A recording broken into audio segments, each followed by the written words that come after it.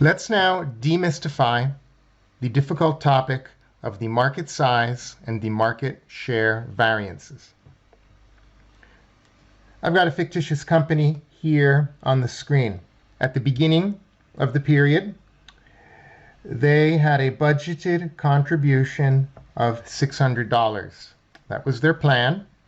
At the end of the period, they discover they actually earn a contribution of $360.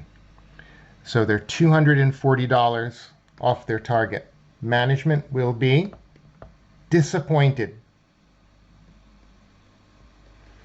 They will want to understand what went wrong so they can take corrective action. That is where the tool of variance analysis will help.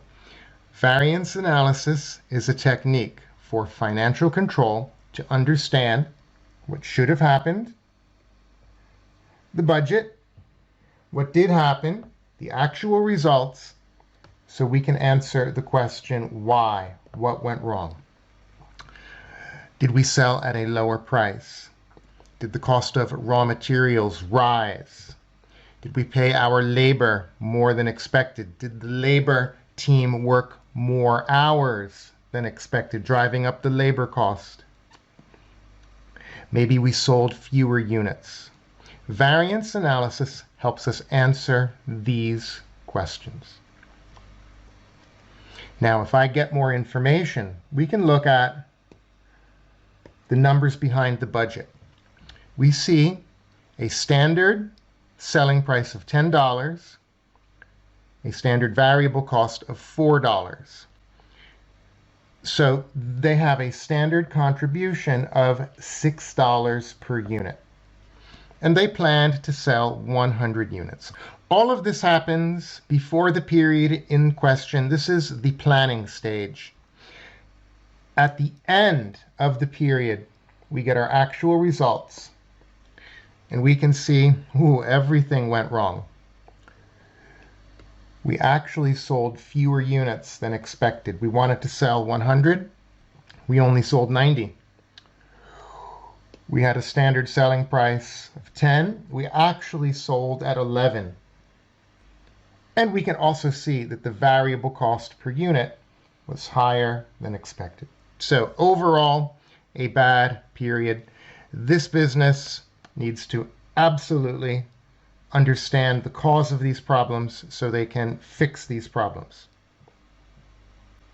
And when we do that, we need to recognize that sales is the product of two variables: the sales volume and the sales price. We're talking about a simple company with one product.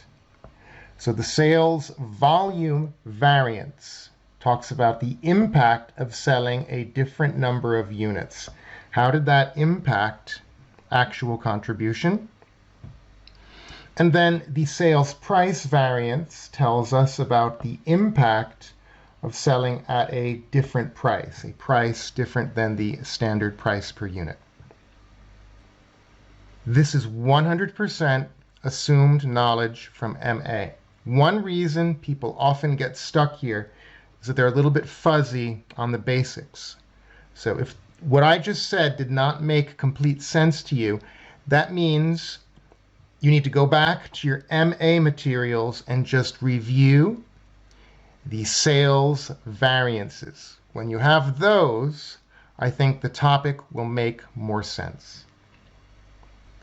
The next background topic that you need to understand before you can appreciate the sales mix and the sales quantity variance is the idea of a flexed budget. We looked at the original budget, which we said was $600. Now we have to look at the flexed budget. So to look at the numbers again, we said our standard contribution per unit was $6. 10 minus 4 is 6. No dollar signs there. That's units. So we can simplify and we could say the budgeted contribution is $100 times $6 per unit. The flexed budget is isolating the impact of changing the units. And we actually sold 90 units, not 100 units. So the flexed budgeted contribution would simply be the actual activity. We actually sold 90 units times the standard contribution, and we get a 540. The difference between these two numbers is known as the sales volume variance.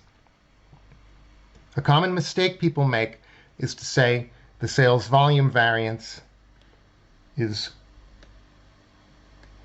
1,000 versus 900, changing the units against the selling price. Well, that's not right. If we sell fewer units, yes, we have lower revenue, but we will also have lower variable costs. So if we sell 90 units, not 100, yes, the revenue goes down, but our variable costs will be lower as well. So the impact is the contribution per unit. And the difference between the budgeted contribution and the flexed contribution would be $60. That is the sales volume variance, and it is adverse because we sold fewer units. Let's now look at the performance management topics of the market size and market share variances. Imagine the sales manager receives a negative performance review. You sold fewer units than the budget, so you get no bonus. This sales manager might say to their boss, "That's not fair." I have more information that I would like to share with you. We sell paper maps. We're a traditional map company. Everyone is now using maps on their smartphone. So the overall demand dropped for paper maps. So the market for maps has actually dropped. The total market has dropped by 20%. The planning department at the beginning of the period, they did not foresee this. So I argue that I did a good job in our declining market. So the market size and the market share variances are simply a breakdown of the sales volume variance. All we do is we take the budgeted contribution, we turn that into a revised budget, and we just drop this budget by the planning error of 20%. So 1 minus 0.2 is 80. So if we multiply 6 by 0.8, we get a 480. Now, anytime we're breaking a variance into components, we need one more figure to do that. And here it is, the revised budget. So the sales volume variance is the difference between this and this, the budgeted contribution and the flexed contribution. Now that we have the revised budget, we can evaluate the planning department in this company. And we can say that they were off by 120. That would be the market size. The planning department did not anticipate the drop in total demand for paper maps. We shouldn't judge this sales manager on that number. They don't control consumer tastes.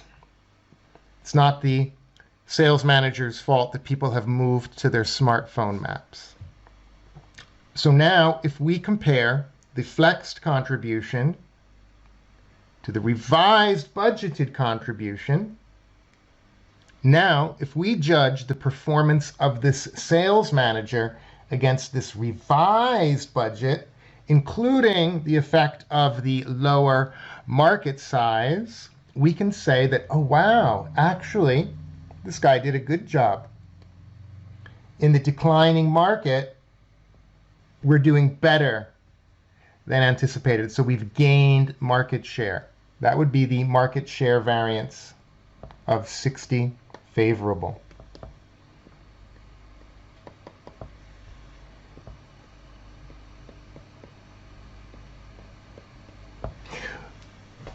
There you have it, the market size and the market share variance. When this is examined in PM, it is usually examined with a discussion component that takes you through that story that I just laid out for you. An unfair appraisal from the sales volume variance, and if we then break the variance into its market size and market share components, we could say the market size is usually uncontrollable from operational manager's point of view. Market share might be a better metric for judging performance. PM team, there you have it. That's the market size and the market share variance. Please go back to your study materials. If you were stuck on this topic, have a look again. Any calculation that you see is always going to be looking at a budgeted contribution, a flexed contribution, and a revised budgeted contribution. Those numbers will be in the calculations.